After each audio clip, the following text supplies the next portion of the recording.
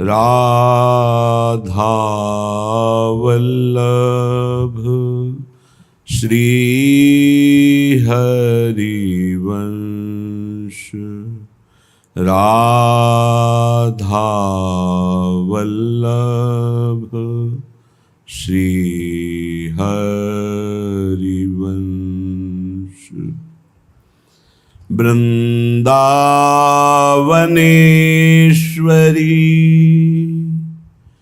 तवैव पदारविन्दम्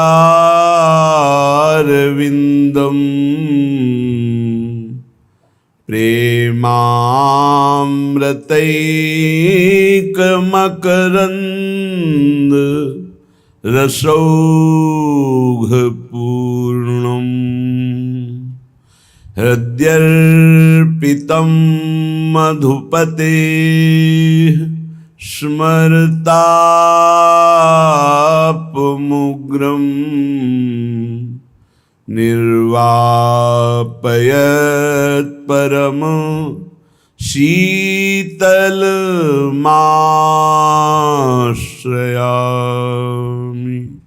परम शीतल माश्रयामि।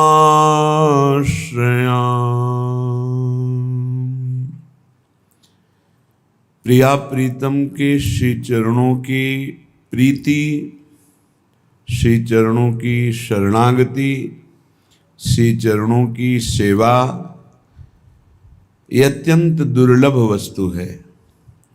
ये आचार्य कृपा, गुरु कृपा से प्राप्त होती है।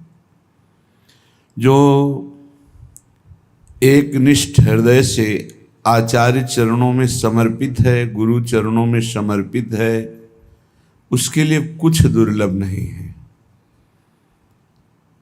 श्री जी के चरणों की दासता की जो परिपक्व अवस्था है, वो श्री जी में है। उस उपासक में और श्री जी में किंचन मात्र अंतर नहीं रह जाता। जो श्री जी का मन, वही उस रसिक उपासक का मन।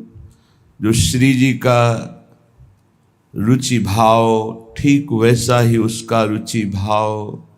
बस श्री जी के मैं हो जाता है। मन, बुद्धि, चित्त, अहम, देह सब। जिसका श्री जी में संपूर्ण अंतःकरण हो गया, तो आठों दिव्य भागवतिक सिद्धियां तो बहुत हैं, पर ये अष्ट सिद्धि, 9 निधियां जो चाहे वो प्राप्त कर सकता है। श्री जी के गोरे चरण अरविंद की ठसक में बहुत महिमा है। श्री भगवत ऋषि जी वर्णन कर रहे हैं, पायन अष्टो सिद्धि नवो निधि आनि बसे तजिमान शुभायन। पायन अष्टो सिद्धि नवो निधि आनि बसे तजिमान शुभायन। भायन सो भरी इंदिरा आदि पदारथ चारी करें गुण गायन। गायन गोपद सिंधु भय तृषरेणु भय गिरिराज परायन। राय नरंक रहे दरसे परसे अली अली। श्री हरिदास के पायन। बड़ी महिमा की बात वर्णन कर रहे हैं। जो ललितादि सहचरियां हैं, ये जिस भाव से प्रिया प्रीतम को दुलार करती हैं, वो भाव इन्हीं के द्वारा प्रदत्त होता है। तो यही आचार्य के रूप में आते हैं। और ये अली भाव सहचरी भाव प्रदान करती। बहुत उच्च कोटि की अवस्था सहचरियों की है, जहाँ स्वसुख वांछा का लेश मात्र भी प्रवेश नहीं है। शास्त्रों में वर्णन आया है कि यदि सतो भाव से, सत्व भाव, सतोगुणी भाव से चित्त को परमात्मा में लगाया जाए तो बहुत सी सिद्धियां जागृत होने लगती हैं। यहां क्यों नहीं हो रही? क्योंकि चित्त को विषय चिंतन में लगाया जाता है, बाहरी क्रिया भागवतिक होती है। अगर बाहरी क्रिया भागवतिक है, आंतरिक चिंतन भागवतिक नहीं है, तो उसका अनुभव नहीं हो पाएगा, उसकी दिव्यता नहीं आ पाएगी। इसलिए चित्त का समर्पण बहुत जोर की साधना होती है।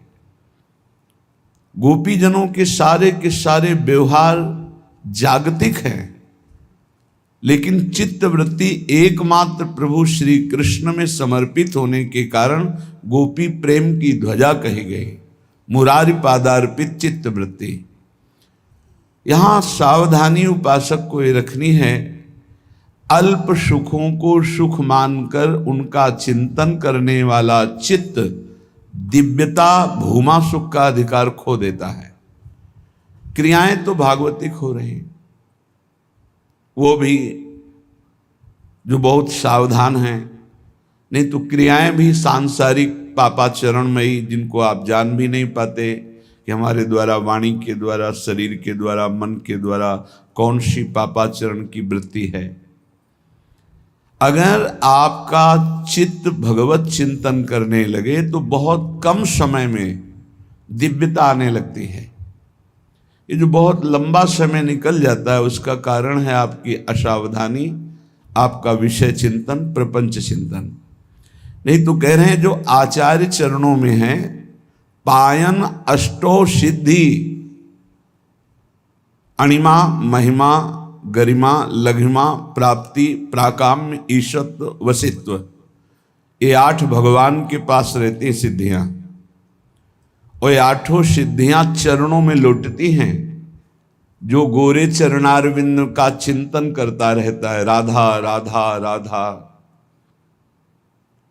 आचार्य अपना निज हृदय दे देते हैं। जैसे ये निज मंत्र है, वाणी जी हैं, नाम सेवा, रूप सेवा है, ये हृदय है आचार्य का। और जब आप इस पर चित्त जोड़ेंगे तो जो आचार्य सुख देने के लिए प्रकट हुए वही सुख प्रकाशित हो जाएगा। पर पाए रतन चिन्हों नहीं दीनों करते डारे, इतना महामहिम सिद्ध मंत्र है कि तुम्हें कैसे महिमा बताए। वाणी की सामर्थ्य नहीं, सिर्फ रुदन ही होता है और कुछ नहीं। जब मंत्राकार वृत्ति तो सिर्फ रुदन होता है। महान प्रेम स्वरूप है, लेकिन पाए रतन चिन्हों नहीं, चिंतन भोगों का कर रहे, रुपया का कर रहे, शरीर का कर रहे, मतलब अविद्या। शरीर मतलब अविद्या, भोग अविद्या। तो पराविद्या जो निज मंत्र है, जो राधा नाम है, जो श्री जी के गोरे चरणारविंद है, इनका प्रभाव किसके पर पड़े? आंतरिक चिंतन तो आपका प्रपंच का हो रहा है, उसको संभालना है। ये अणिमा, महिमा, गरिमा, लघिमा, प्राप्ति, प्राकाम्य, ईशत्व, वशित्व, ये सिर्फ भगवान में रहते हैं या भगवान में चित्त जोड़ देने वाले महापुरुषों में आते हैं। जैसे भगवत सेवा परायण, भगवत चिंतन परायण श्री हनुमान जी महाराज, तो श्री जानकी जी ने आशीष दिया, अष्ट सिद्धि 9 निधि के दाता, असवर दीन जानकी माता, राम रसायन तुम्हारे पाशा, सदा रहो। ये बहुत बड़ी बात, सदा रहो रघुपति के दासा। और खास बात, तुम्हारे भजन राम को पावे, ये सिद्धांत है। श्याम श्यामा पद कमल सिंह शिरनायो, यदि प्रियाजू के प्रेमी जनों का भजन होने लगे तो प्रियालाल सहज में गोद में आ जाते, सहज कृपा कर देते हैं। भावे माई जगत भगत भजरी, ये 8 सिद्धियां भागवतिक शक्ति से संपन्न है, ईश्वर के ही अधीन रहती हैं। पर जो चिंतन परायण है उसमें सिद्धियों का, पर ये अष्ट सिद्धियों की तरफ भी उपासक की दृष्टि ही नहीं रहती, जो आचार्य शरणागत है। कह रहे 9 निधियां पायन माने चरणों में 8 सिद्धियां 9 निधियां लौटती हैं। जो आचार्य के चरणों में है, जो सहचरी भाव से प्रिया प्रीतम की आराधना कर रहा है, बड़ी महामहिम उपासना। 9 निधियां पद्म, महापद्म, शंख, मकर, कच्छप, मुकुंद, कुंद, नील, खर्व, ये निधियां हैं। 8 सिद्धियां 9 निधियां उसके चरणों में लौटती हैं जो आचार्य शरणागत होता है। आचार्य के तो चरणों में है ही। ये हठ छोड़कर, हठ जो मन भोगों की तरफ जा रहा है, किसी अन्य देवी देवता, किसी अन्य उपासना, अन्य भाव, ये हटाना पड़ेगा। एकमात्र अनन्य श्यामा श्याम के तब दिव्यता का अनुभव होता है। कह रहे हैं कि जिनके चरणों में लक्ष्मी, सरस्वती और आदिशक्ति अम्बा हाथ जोड़े खड़ी रहती है, वो प्रियाजू और प्रियाजू की दासियां हैं, ललितादि सहचरियां। ये अंशी हैं श्री जी, श्री जी के अंश से ही ये प्रकट हुए। इसीलिए जब जगदम्बा जी की आरती की जाती है तो उसमें कहा जाता है आप राधा भी हैं। हमें आरती तो पूरे याद नहीं है, पर उसमें हमने पढ़ा है कि आप राधा भी हैं। क्यों? अंशी, अंशी हैं। अंशी होने के कारण वहां अंश में भी वही विराजमान है।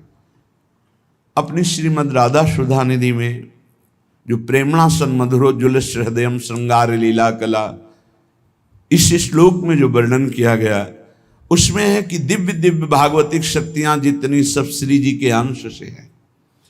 लक्ष्मी जी, सरस्वती जी और अम्बा जी जिनके अंश से हैं, वो महाशक्ति प्रकट करने वाली श्री लाडली जू हैं, और लाडली जू को अधीन करने वाली ये ललितादि सखियां हैं।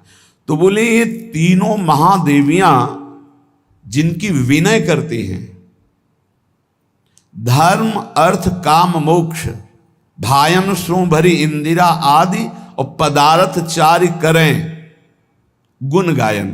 धर्म अर्थ काम मोक्ष, ये चारों पुरुषार्थ अपनी अपनी महिमा बताकर कहते हैं मुझे स्वीकार कर लो। धर्म अर्थ काम मोक्ष, ये चारों गुणगान करते हैं कि मेरा ये प्रताप, मेरा ये प्रताप, मैं ये सुख प्रदान करता हूं, मुझे स्वीकार कर लो।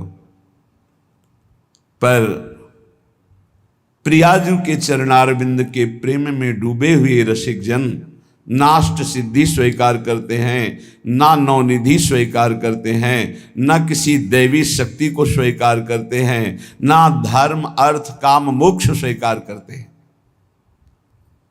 श्रीमद् राधा सुधा निधि में हित सजनी जो कह रहे, महाप्रभु हरिवंश चंद्र जो कह रहे, धर्माद्यर्थ चतुष्टयम विजयताम किम तद वृथा वार्तया। मेरे सामने धर्म अर्थ काम मोक्ष चारों की वार्ता बेकार है, क्योंकि मुझे प्रिया प्रेम चाहिए, धर्म अर्थ काम मोक्ष नहीं।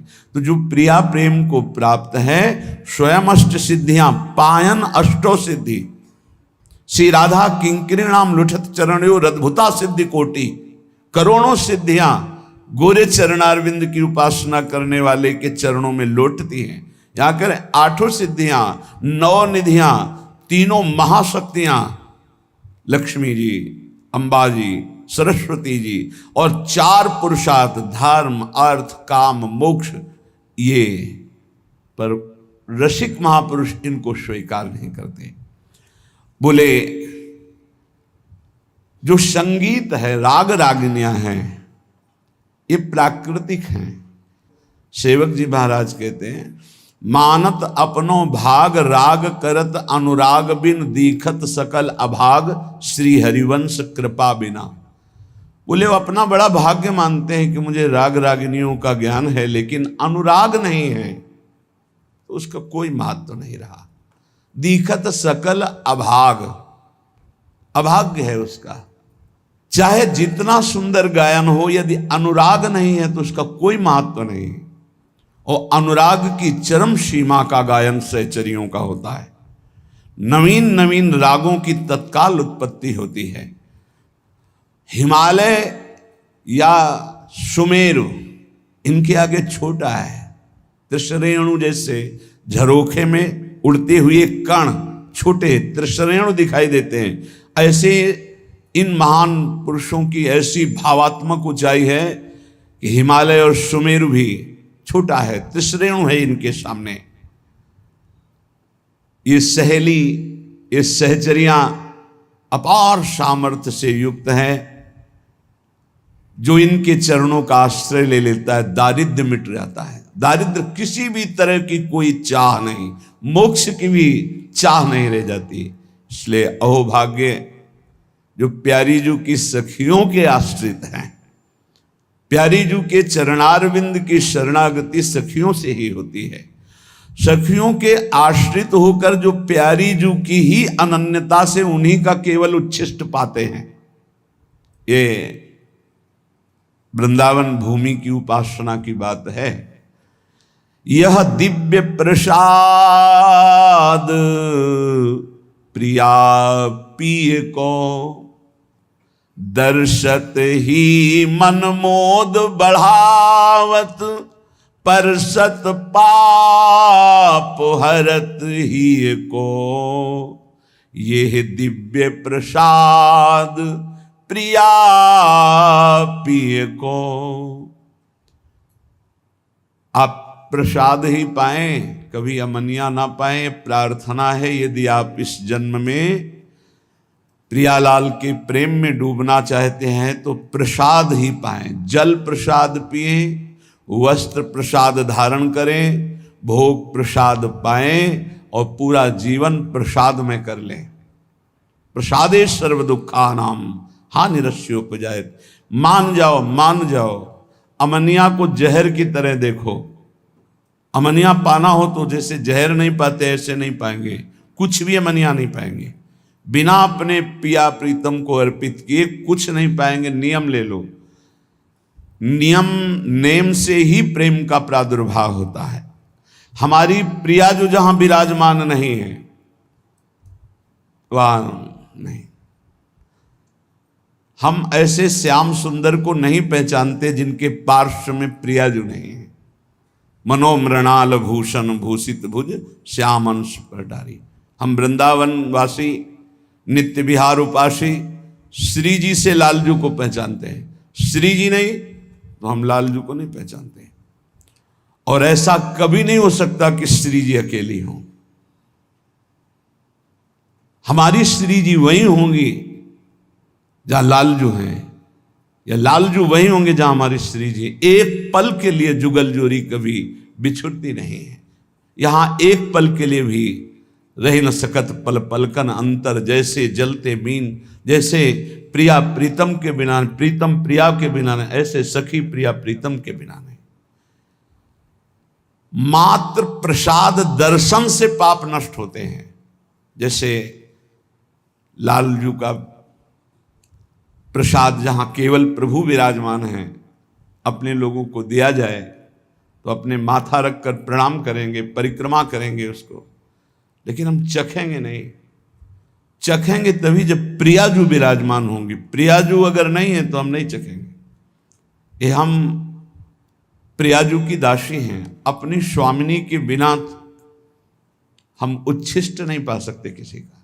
जैसे पतिव्रता अपने पति का ही उच्छिष्ट पाएगी, बस ऐसे ही ये पातिव्रत धर्म, हरिवंश पतिव्रत हैं जिनके, अगर समझ पाओ तो समझ पाओ। अगर ये पातिव्रत धर्म धारण कर लिए तो महान सर्वोपरि नित्य विहार रस स्वाभाविक प्राप्त हो जाएगा। ये ठसक, ये समर्पण, ये अनन्यता, और ये मत डरो कि अपराध हो जाएगा, क्योंकि एक ही तत्व है। और जो तत्व हमें गुरु ने बताया उसका नाम राधा है। हम श्री राधा जुग चरण निवास, बस सबकी उपासना हो गई। डरने की कहीं कोई विषय नहीं कि कहीं अपराध न बन जाए। पहले बताया मस्तक रखकर प्रणाम करो, और भाव बढ़े प्रसाद की परिक्रमा कर लो, पर हमारे कंठ के नीचे जाएगा प्रसाद, तो जब तक लाडली जू ने नहीं पाया तब तक नहीं जाएगा। अगर प्रियाजू पार्श्व में नहीं विराजमान तो वो प्रसाद हम लेंगे, हृदय से धारण कराएंगे, पर हम चखेंगे वही जब प्रियाजू। यह दिव्य प्रसाद प्रिया पिय को, यह अनन्यता है हमारे प्रिया प्रीतम के प्रेम रस की। दर्शत ही मन मोद बढ़ावत, परशत पाप हरत ही को। कभी राधा वल्लभ जी, बाके बिहारी जी, राधा रमन जी अपने प्रिया प्रीतम का घर में जो भोग लगा, एक दाना भी प्रसाद का अपमानित नहीं होना चाहिए।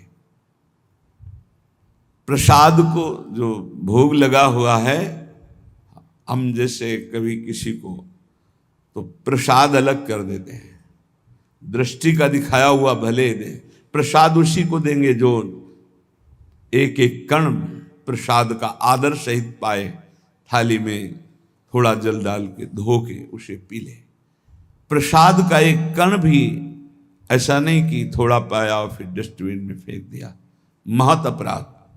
इसलिए ये एकांतिक बात आपको कह रहा हूं कि अपने जनों को आदेश है कि प्रसाद उन्हीं लोगों को दिया जाए जो प्रसाद की महिमा जानते हैं। जो केवल भोजन पाते हैं तो उनको दृष्टि भोग वाला प्रदान कर, सामने से निकाल दिया, महारानी जी का है इसलिए जा रहा है।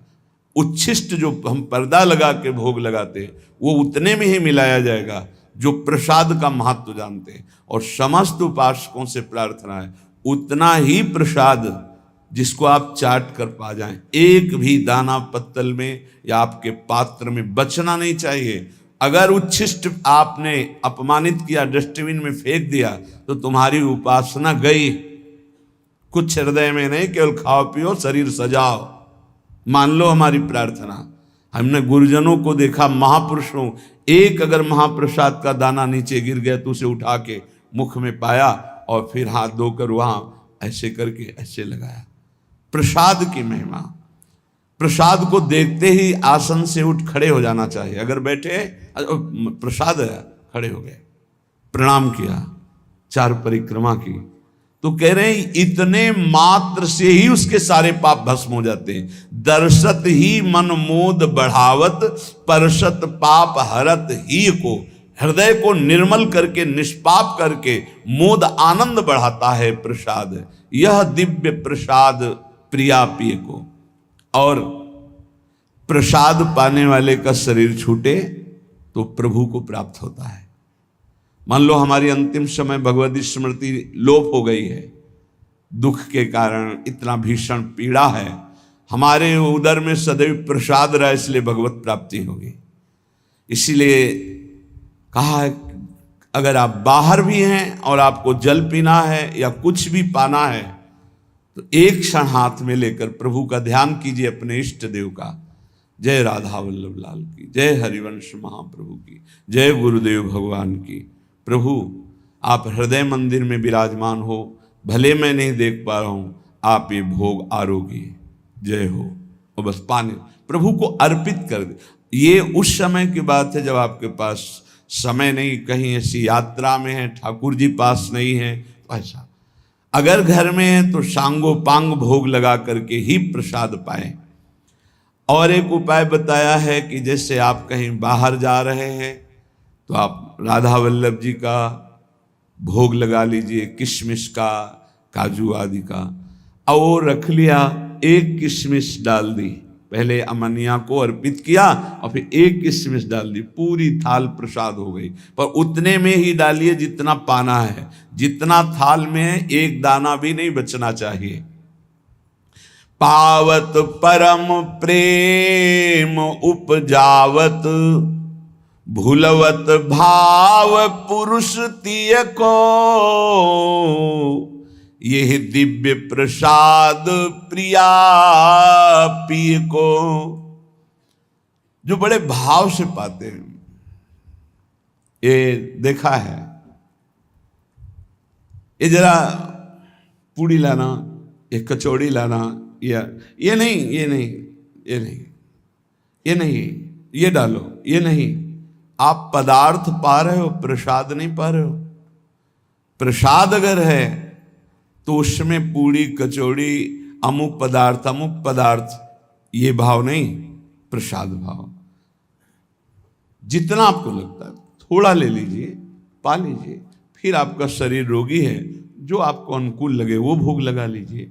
अगर महल से प्रसाद आता है उसमें भेद बुद्धि ना करे, ना अन्न बुद्धि करे, ना कोई पदार्थ बुद्धि करे, केवल प्रसाद बुद्धि, तो कह रहे पावत परम प्रेम उपजावत। पाते ही हृदय में प्रेम का प्रादुर्भाव होता है। भूलवत भाव पुरुष तिय को, कितना बड़ा प्रसाद का प्रभाव कि देह भाव का त्याग हो जाएगा। मैं स्त्री हूं, मैं पुरुष हूं, इस भाव का विस्मरण हो जाएगा। कितनी अद्भुत महिमा। जो वेदांत चिंतन करते करते वर्षों हो जाते हैं और देह भाव नहीं भूलते, वो हमारे प्रिया प्रीतम के प्रसाद में इतनी सामर्थ्य है। भूलवत भाव पुरुष तिय को, मैं स्त्री हूं, मैं पुरुष हूं, ये भाव विस्मरण करा के मैं श्री जी की हूं, मैं प्रिया सहचरी हूं, ऐसी ठसक आने लगती। भगवत रसिक भाव तो भूषण, तिहि छिन होत जुगल जिय को। यह दिव्य प्रसाद प्रिया पिय को। ये प्रसाद पाने वाले साधक पर श्री प्रिया प्रीतम इतने रीझ जाते हैं कि उसे अपना हार बना लेते हैं, अपना हृदय हार बना लेते, अर्थात बहुत प्यार करते हैं। ये मेरा इतना अनन्य है, मेरे सिवा कोई और पदार्थ पा नहीं सकता जो मेरा उच्छिष्ट नहीं। बस ये हमने गुरुजनों में देखा है, पूर्ण निष्ठा, पूर्ण परिपक्व भाव। ये देखा, भूखे रहने पर भी, कष्टमय शरीर है फिर भी सुविधा है पर नहीं पाया। और भगवत अवतारों का भोग लगा हुआ नहीं पाया। अपनी प्रियाजू को 2 केला खरीद के भोग लगा के फिर दंडवती प्रारंभ की। तब ये लगा, निष्ठा तो रसिक महापुरुषों के समीप रहने से ही पता चलती है। अपने प्रिया प्रीतम का प्रसाद, एक बार एक बहुत माननीय जगत पूजनी की जगह से प्रसाद आया, माथे में से जो वो चले गए, तो कहा यमुना जी के महल में पहुंचा दो, वो सर्व सामर्थ्यशाली है।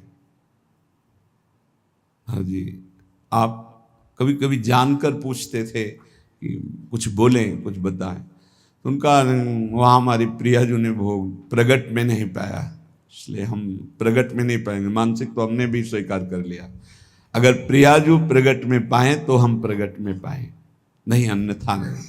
ऐसा ही हुआ पूज्य श्री रूपलाल गोस्वामी जी, जिनका पीछे चरित्र भी सुना और पूजन भी हुआ था। बाल्यावस्था से ही श्री जी के अनन्य की जन्म सिद्ध अधिकार गोस्वामी परिकर राधा वल्लभ जी के अनन्य आचार्य, बचपन से ही अपने इष्ट निष्ठा, बहुत प्रतापी महापुरुष थे श्री रूपलाल गोस्वामी जी, जिनके शिष्य श्री वृंदावन दास चाचा जी हुए। हरिवंश महाप्रभु का द्वितीय रूप कहा गया श्री रूपलाल गोस्वामी जी को। तो किसी निज शरणागत वैष्णव के प्रसन्नता के लिए वो जगन्नाथपुरी गए हुए थे। पुरी में गए, जहां पुरी के आराध्य जो जगन्नाथ जी विराजमान, वहां जाकर के अपनी श्री जी साथ राधा नाम, तो वहां प्रसाद आदि दिव्य सब माथे पे लगाया, प्रणाम किया, पर पास लिया नहीं और पाया नहीं। इससे वहां के जो पार्षद थे उनको दुख हुआ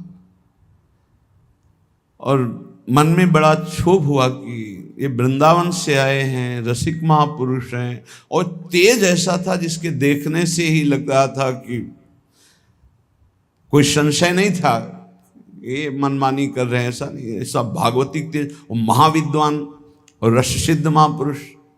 तो राजा के पास शिकायत की गई, जो जगन्नाथपुरी के राजा, कि ये ऐसे महापुरुष आए हैं जो जगन्नाथ जी का प्रसाद पाया नहीं, स्वीकार नहीं किया, प्रणाम कर लिया।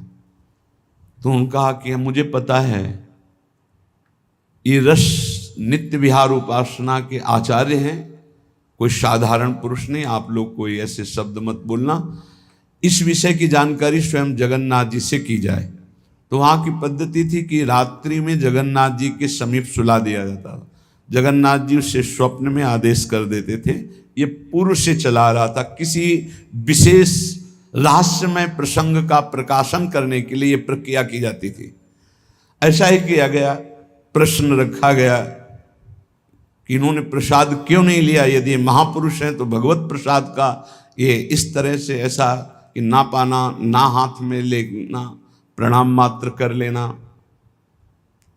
तो जगन्नाथ जी रात्रि में प्रकट हुए। श्री द्वारिकाधीश श्री कृष्णचंद्र जी ही तो जगन्नाथ हैं, पार्श्व में बलराम जी और सुभद्रा जी। और ये दशा हुई है ब्रज की प्रेम लीला सुनने पर, जो प्रेम विगलित रूप जगन्नाथ जी का है। तब उन्होंने कहा कि हमारी प्यारी जी की ठसक में उनका उच्छिष्ट पाने वाले जन हैं जिनकी हम अधीनता स्वीकार किए हुए हैं, जिनके अधरामृत का पान करने के लिए हम भी याचना करते हैं, इसलिए इनके ऊपर हमारा कोई शासन नहीं, इनके ऊपर कोई हमारा विधान नहीं। ये प्यारी जो कि निज सहचरी हैं, इसलिए किसी भी तरह से कोई अपराध मत कर देना इनके प्रति भाव बिगाड़ करके। वो राजा को बताया कि स्वप्न में जगन्नाथ जी आए थे, ऐसा ऐसा।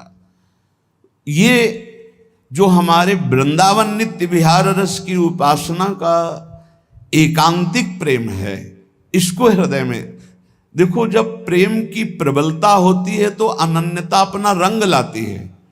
गोस्वामी तुलसीदास जी जब वृंदावन आए तो जो मंदिर खुले दौड़ के जाते, कहीं तो सिया राम जी, पर जहां देखें तो वृंदावन है, या तो डाल डाल और पात पात में राधे राधे होए, यहाँ कहीं ना उनको इष्ट का नाम।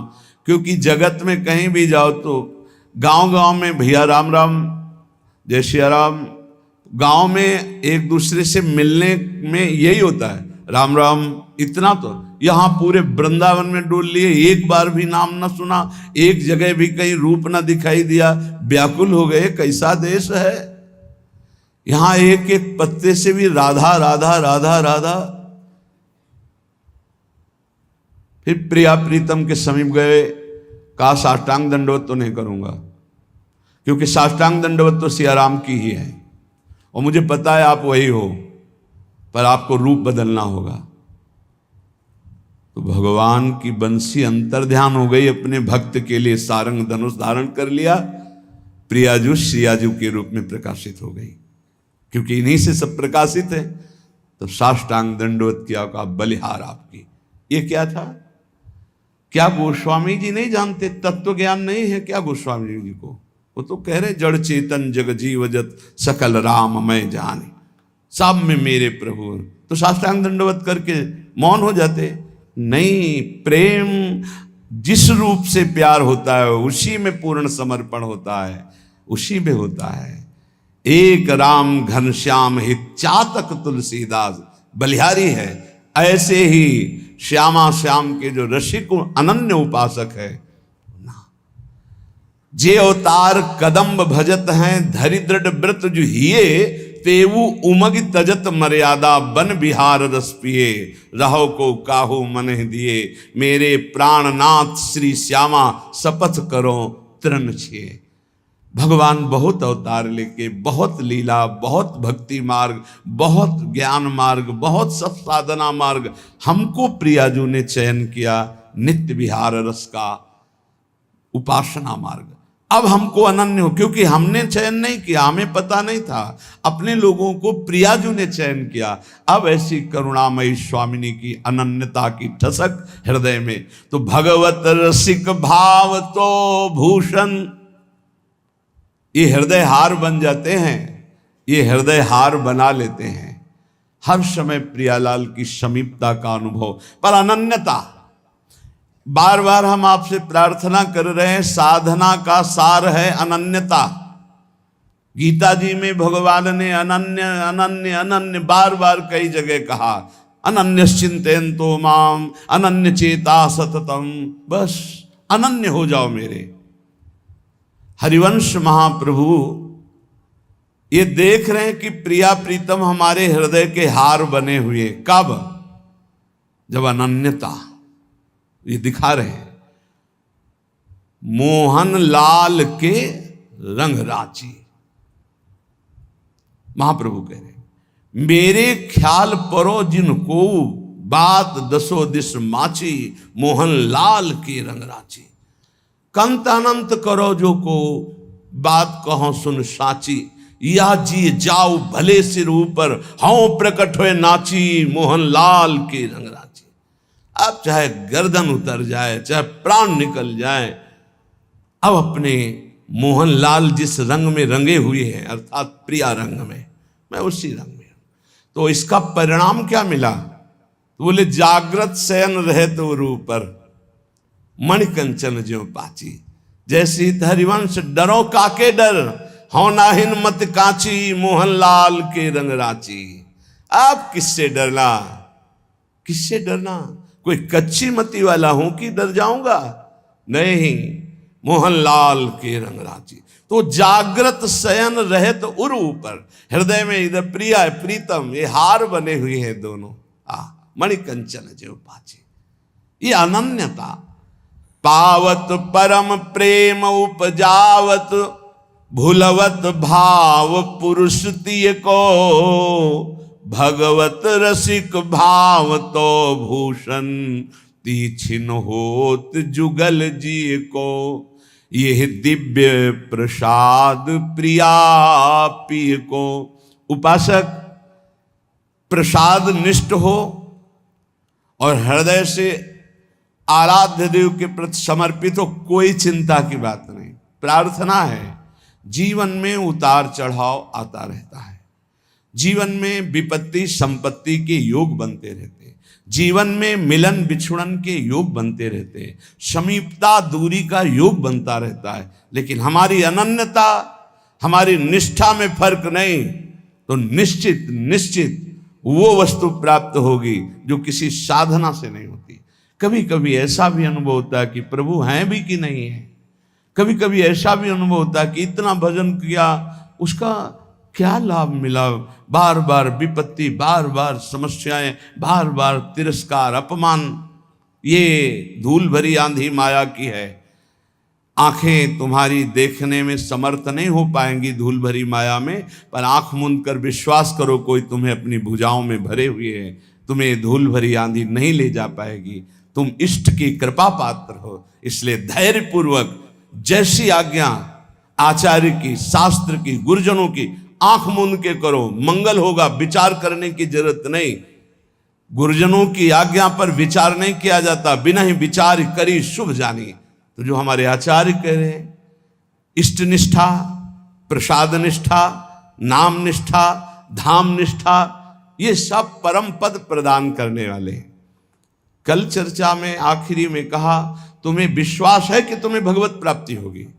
तो पहली बार में कम, फिर दूसरी बार में ज्यादा, फिर काफी लोग नहीं थे जो अंदर से उत्साह पूर्वक बोल सके। इसका चिंतन हुआ हमें कि क्यों नहीं ये बोल पा रहे। क्योंकि उनको अपना चरित्र दिखाई देता है, उनको अपना बल दिखाई देता है, उनको प्रभु के चरित्र, प्रभु का बल नहीं दिखाई देता। अपने बल से, अपने चरित्र से कोई महान नहीं हो सकता। आप समझ लीजिए, अगर कोई महान हुआ है तो उनके चरित्र गायन से हुआ है, उनके चरित्र चिंतन से और उनके बल से हुआ है। भाई मेरी बात समझो, मेरे बल से वृंदावन रानी जिनकी चरण कृपाते पाई, इस बात को समझो। आप में बल नहीं है, आप ऐसे पावन नहीं है कि प्रिया प्रीतम का स्पर्श कर सके, लेकिन उनका पावन प्रसाद, उनका पावन चरित्र, उनका पावन धाम, उनका पावन नाम, उनकी पावन उपासना हमको प्राप्त हो गई। हमें उधर देखना है, उधर उनकी कृपा, तभी तुम गर्व से कहोगे हाँ हमें भगवत प्राप्ति होगी। नहीं तो तुम ऐसे निराश हो जाओगे, उदास हो जाओगे। हाँ, ये तो बचपन से लगे इसलिए कह रहे हैं कि हमें भगवत, मुझे कहाँ होंगी, मैं तो विषयों में फंसा हूं। नहीं नहीं नहीं, बार बार आपका उत्साह बढ़ाने के लिए कह रहे हैं हम। सोचो, तुम्हें भगवत प्राप्ति हो जाएगी, क्योंकि तुम प्रसाद भोक्ता हो, तुम नाम जापक हो, तुम भगवत शरणागत हो, तुम धाम में बैठे हो। विश्वास करो। बिल्कुल सरल उदाहरण, इसको केवल दिमाग में बैठा लो। दो महात्मा भजन कर रहे थे, एक बट वृक्ष के नीचे, एक पीपल वृक्ष के नीचे। नारद जी निकले तो बट वृक्ष वाले ने साष्टांग दंडवत किया, महाराज आप तो कभी कभी भगवान वैकुंठनाथ के समीप जाते, मैं उनका दास हूं, कभी स्मृति दिलाना और पूछना कि अमुक जगह बट वृक्ष के नीचे जो महात्मा भजन करते हैं उनको आप कब दर्शन दोगे। ठीक ऐसा ही प्रश्न पीपल वृक्ष के नीचे भजन करने वाले महात्मा ने किया। देवर्षि नारद जी कुछ समय बाद वैकुंठ के दर्शन करके, वैकुंठनाथ से संभाषण करके वापस लौटे तो पहले पीपल वाले मिले। देखते ही साष्टांग दंडवत किया। इतने में बट वृक्ष वाले महात्मा ने भी देखा, समीप आ गए। दोनों ने एक साथ पूछा, भगवान ने क्या कहा? तो बट वृक्ष वाले की तरफ देखा और कहा, तुम्हें भगवान इसी जन्म में मिलेंगे। पीपल वृक्ष वाले महात्मा से कहा कि तुम्हें भगवान ने कहा है कि जितने पीपल के पत्ते इतनी बार जन्म लेना पड़ेगा तब तुम्हें भगवत साक्षात्कार होगा। वो नाच पड़े। बट वृक्ष वाले नहीं नाचे, पीपल वृक्ष वाले नाच पड़े, रोने लगे और कहा, भगवान मुझे जानते कि मैं उनका भजन कर रहा हूं, भगवान मुझे जानते। इतना आनंद मगन हुए, इतना आर्त भाव से, हे करुणा वरुणालय, हे मेरे प्रीतम। वहीं भगवान प्रकट हो गए। उसी क्षण भगवान ने सबसे पहले हृदय से लगाया पीपल वृक्ष वाले महात्मा को। देवर्षि नारद जी ने प्रभु से कहा, आपने हमें झूठा साबित कर दिया। क्यों? आप ही की खबर तो बता रहे थे, आपने कहा था पीपल पत्ते वाले को, जो पीपल जितने पत्ते उतना जन्म लेना पड़ेगा, और आप तो अभी दर्शन दे दिए। इनको बोले थे इसी जन्म में, तो चलो इसी जन्म में, समय तो निश्चित नहीं किया था, इनका तो सही हो गया, और इनके लिए आपने कहा था तो झूठा हो गया। बोले जो कई जन्म में भाव आना था, जैसे भजन कर रहे थे, वो भाव अभी आ गया, इसलिए अभी मिल गए, पूरा हो गया। आप समझो इस दृष्टांत से, यदि हम उत्साह संपन्न हो जाए, मुझे भगवान मिलेंगे, इसी जन्म में प्रिया प्रीतम मिलेंगे, निश्चित मिलेंगे। सोचने में क्या जाता है? बोले सोचने से हो जाएगा। इस सिद्ध पुरुष लाल स्वामी हमें गंगा किनारे एक मिले थे, जिनकी खेचरी मुद्रा सिद्ध थी। रात्रि में 10 बजे जब उनसे मिलने के लिए टाइम मिला, उन्होंने टाइम दिया, गए। अकेले थे वो, सदैव एकांत साधन में लगे रहते थे। कुछ चर्चा हुई, तब उन्होंने कहा, बेटा नई अवस्था थी, जैसा बनना है वैसा सोचो, जैसा सोचोगे वैसा बन जाओगे। इस सूत्र डायरी में लिखा हुआ है। अगर आप सोचोगे ना मुझे प्रियालाल मिलेंगे मिलेंगे, प्रियालाल मिलेंगे, पक्का मिलेंगे। इसीलिए रोज उत्साह बढ़ाता हूं आपका। आप सोचिए कि आपको प्रभु मिलेंगे। देखो, धाम की इतनी कृपा है, प्रभु मिलेंगे आपको। नाम की इतनी कृपा है, प्रभु मिलेंगे। अरे कुछ नहीं, हमारी स्वामी जी बड़े करुणामयी, युगल सरकार मिलेंगे। ये बार बार आपके दिमाग में हम डाल रहे हैं, उत्साह वर्धन कर रहे हैं कि आपकी सोच में आने लगे कि वैसे तो हमारा उत्साह नहीं, लेकिन संत कह रहे हैं, गुरुजन कह रहे हैं, शास्त्र कह रहे हैं, तो हम मिल जाएंगे, हमको भी मिल जाएंगे, निश्चित प्रभु मिल जाएंगे। बस ये बात आना महामंगल शुरुआत हो गई। ये बात आना महामंगल की नींव पड़ गई। हमारी बात मान लो। अरे बोले कल सोचने से प्रभु मिल जाए, पक्का केवल सोचने से मिल जाएंगे। पुत्र के बहाने नारायण तो परम पद मिल गया। आप धोखे में मत रहिए। प्रिया प्रीतम का नाम, प्रिया प्रीतम का धाम, प्रिया प्रीतम का रूप, प्रिया प्रीतम की लीला, ये निश्चित भगवत प्राप्ति कराती है। श्रीपाद प्रबोधानंद जी महाराज कह रहे, बहुत ध्यान से सुनना तो तुम्हें और पुष्टता हो जाएगी हमारी बात जो अभी कही। कह रहे कि राधा कृष्ण विचित्र मनमथ कला नंदा चमत्कुर्वते, यस्मिन् सौख्य चमत्कृति परतरा यत्र दीक्षादितः तद्वंदे ममकारतोद्भुततमाद् यस्याद्भुतानुक्षणोल्लासाः श्रीवनराजसीम सुमहाभावम तमेव स्तुमः। ये वृंदावन धाम श्री श्यामा श्याम की प्रेम युद्ध भूमि है। श्रीमद चतुरासी जी, अद्भुत खेत महामन्मथ को दुंदु विभूषण राव, जूझत सुभट परस्पर अंग अंग उपजत कोटिक भाव। ये अद्भुत खेत माने समर भूमि, प्रेम की समर भूमि है। ये प्रेम का युद्ध होता रहता है यहां प्रिया प्रीतम, प्रेम का अद्भुत खेल। कह रहे यहां जो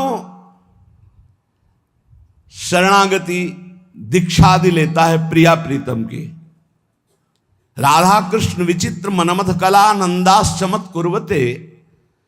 मनमथ कहते हैं काम को भी और मनमथ कहते हैं प्रेम को भी, अनंग कहते हैं काम को भी, अनंग कहते हैं प्रेम को भी।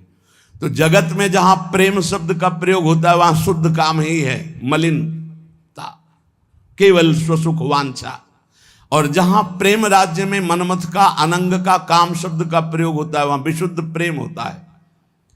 यस्मिन सौख्य चमत्कृति, अद्भुत सुख की चमत्कार आनंद राशि प्रदान करने वाली हो जाती है जो वृंदावन में दीक्षा लेता है प्रिया प्रीतम की शरणागति, प्रिया प्रीतम की उपासना। यस्मिन सौख्य चमत्कृति परतरा यत्रत्य दीक्षादिता, क्योंकि दीक्षा से उसका नया जन्म हो जाता है, ब्रजवासी माना जाएगा। एक होता है मां के गर्भ से जन्म लेना, एक होता है गुरु के द्वारा नाद से जन्म होना। एक बिंदु से जन्म माना गया माता पिता के, और एक गुरु के नाद से जन्म माना जाता है। ये नई दीक्षा जो हुई, ये नया जन्म हमारा है।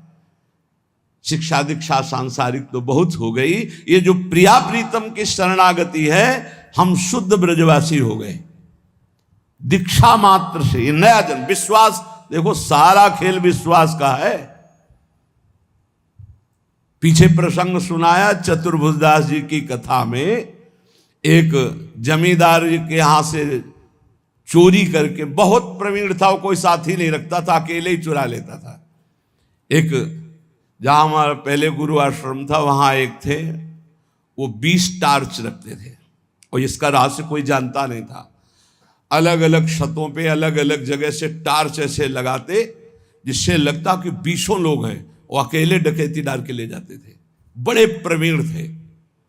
जब वो मारे गए थे तो गंगा स्नान करके जा ही रहे थे तो 50 लोग, जैसे किसी पशु को घेरा जाता है ऐसे घेर के उनको, तो ऐसे उनके पीछे आदमी लगे।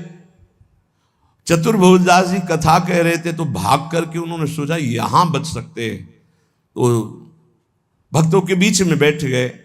राज कर्मचारियों ने सोचा कि यहां चोर क्यों बैठेगा, तो उन्होंने सत्संग में कोई विघ्न ना पड़े इसलिए दूर से ही चले गए, पर वो मिला नहीं। उस समय प्रसंग चल रहा था, चतुर्भुजदास जी कह रहे थे जो श्यामा श्याम की शरणागति लेता है, दीक्षा लेता है, उसका नया जन्म होता है, पूर्व के सारे पाप नष्ट हो जाते हैं। ज्यादा पकड़ हुई नहीं, यही शब्द पकड़ पाए। सत्संग समाप्त हुआ, पास गए, कहा दंडवत महाराज, हम चोर हैं, सैकड़ों कत्ल किए हैं, चोरी किए हैं, डकैती किए हैं, हमें दीक्षा दोगे? चतुर्भुजदास जी ने देखा कि इतनी सच्चाई से बता रहा है, हाँ क्यों नहीं, तुम्हें भी दीक्षा में। तो क्या हमारे सारे पाप नष्ट हो जाएंगे पूर्व जन्म के? हाँ पक्का, मेरा नया जन्म माना जाएगा, पक्का। कहा ठीक है, कुछ नियम? बोले नियम ये कि अब चोरी नहीं करोगे और झूठ नहीं बोलोगे, और ये नाम दे रहे, नाम जप करो, तुम्हारा पूर्व का सारा पाप नष्ट, नया जन्म तुम्हारा। मुंडन कराओ। वो जो उनका विभत्स स्वरूप भयानक था उस हटाकर 12 तिलक लगाए, मंत्र दिया। अब तो वो चौड़ी छाती करके घूमने लगा। राजकर्मचारी घूम ही रहे थे, जो जमींदार था उसने पहचान लिया, उसने कहा चोर है, तिलक विलक लगाए लिए, है तो वही चोर, बंदी बना लिया गया, राजा के दरबार में ले गए। राजा ने कहा कि आप तो वैष्णव चिन्ह धारण किए हुए हैं, सच्चाई से बोले। बोले झूठ बोल ही नहीं सकता, गुरुजी ने कहा है झूठ नहीं बोलना, झूठ तो बोल ही नहीं सकता। पूछिए आप चोरी की? बोले इस जन्म में नहीं की।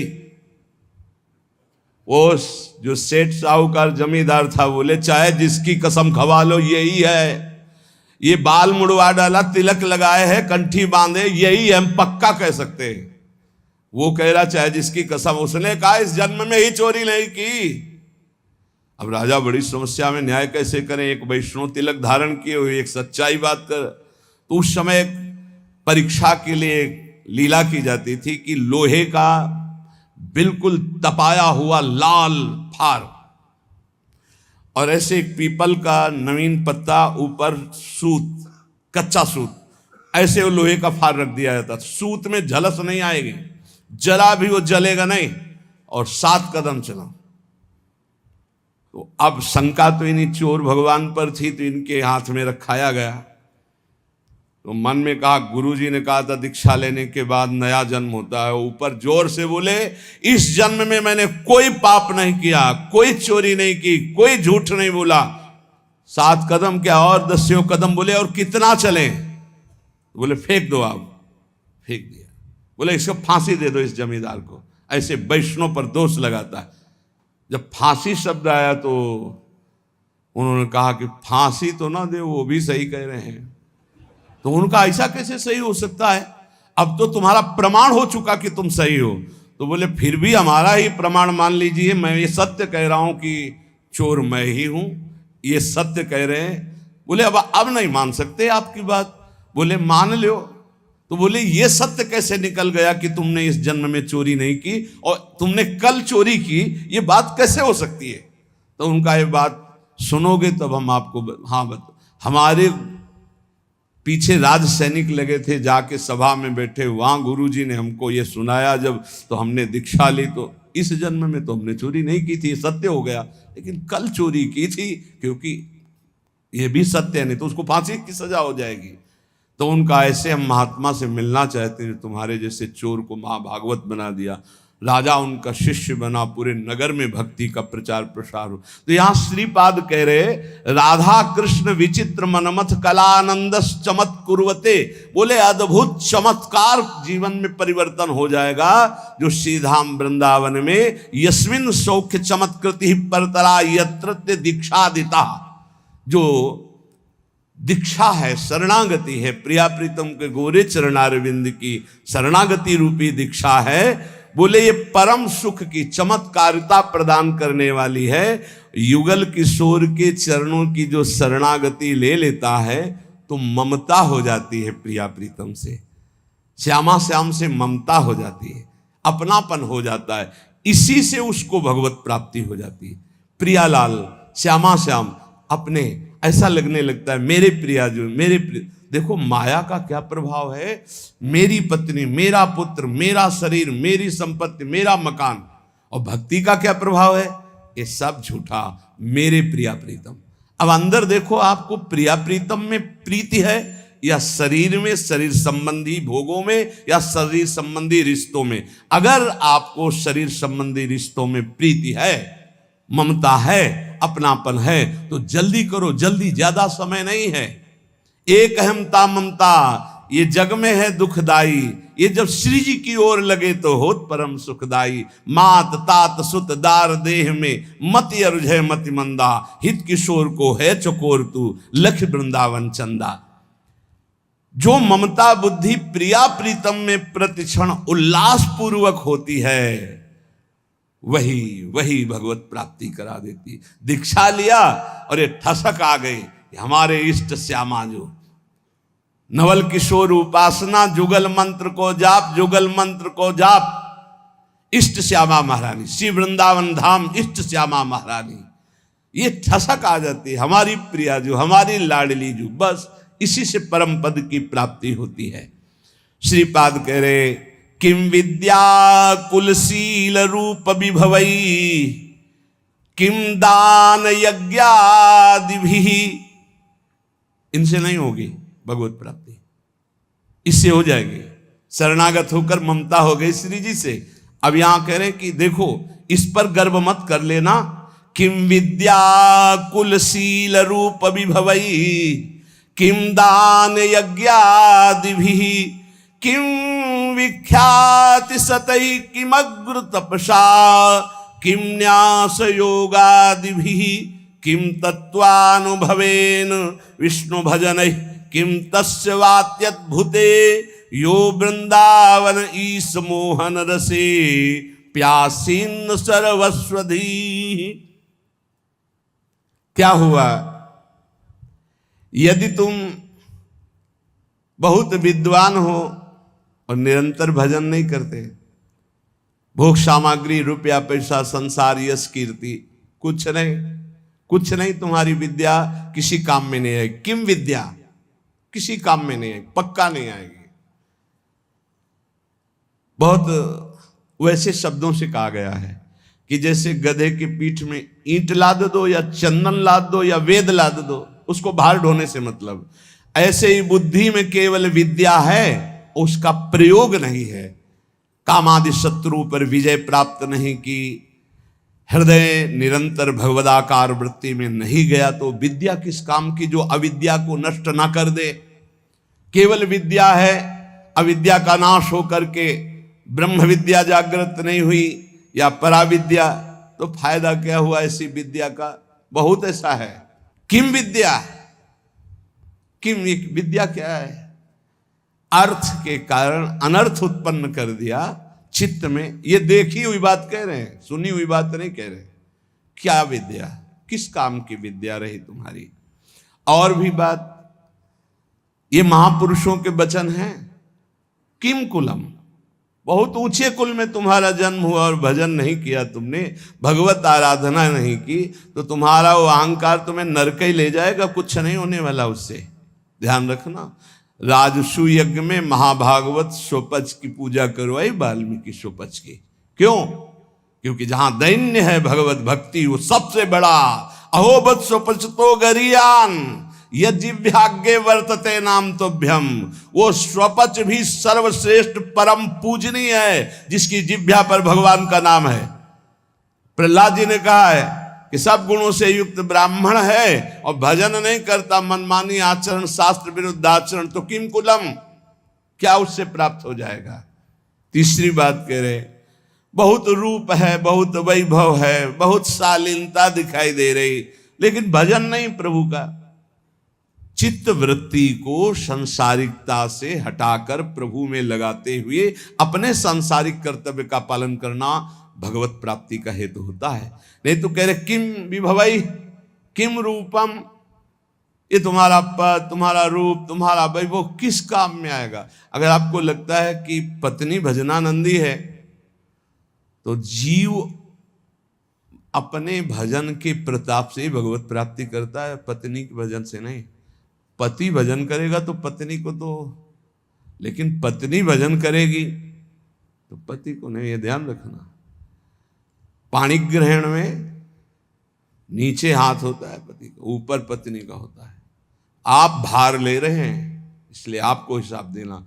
अगर पत्नी भजन करेगी तो भगवान को प्राप्त होगी, आप भजन नहीं करोगे तो नरक को प्राप्त होगी, पक्की बात है। और आप भजनानंदी हो, पत्नी आपके प्रतिकूल आचरण करेगी तो वो नरक जाएगी, और अगर अनुकूल आपकी सेवा में भगवत भाव से लगी है तो उसका यही भजन उसको भगवत प्राप्ति करा देगा। सिद्धांत को समझना है। और ऐसा नहीं है कि जैसे कहा जाता है कि एक जन्म नहीं है तो 7 जन्म का बंधन है, नहीं कहा जाता बंधन। अरे 7 सेकंड का तो भरोसा नहीं।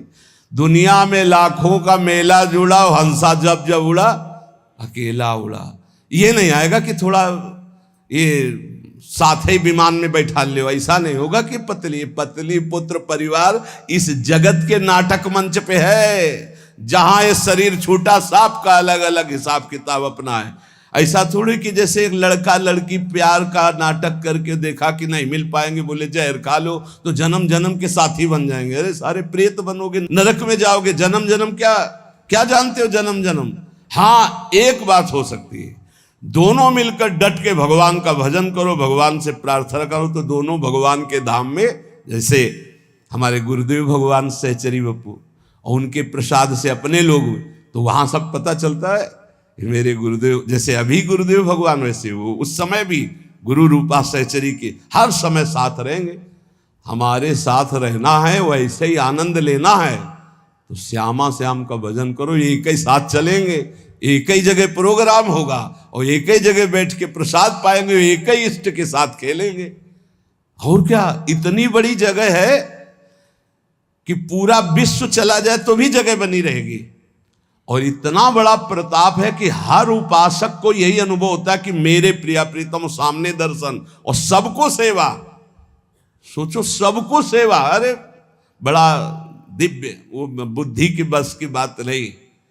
श्यामा श्याम का भजन करोगे तो जिसके साथ रहना चाहोगे वो भी पहुंच जाएगा, वो साथ ही भजन करो दोनों।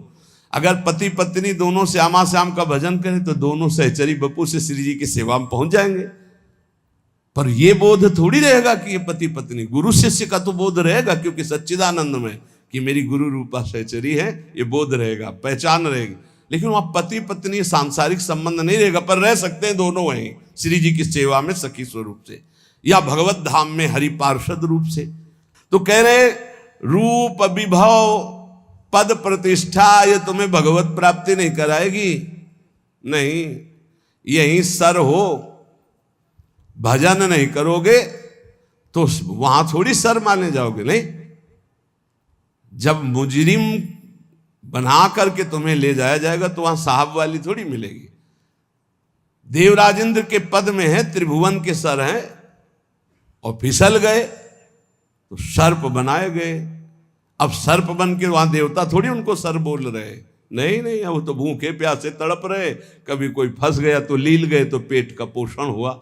महाराज नहुष इसलिए कह रहे कि रूप अभी भवई, बड़े रूपवान, बड़ा वैभव, बड़ा तो किस काम में आएगा।